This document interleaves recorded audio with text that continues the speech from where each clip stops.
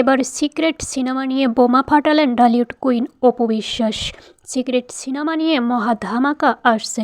আজ তারই একটি আয়োজনে দেখা গেল ঢালিউড কুইন অপু বিশ্বাসকে। বিস্তারিত দেখুন ভিডিওতে।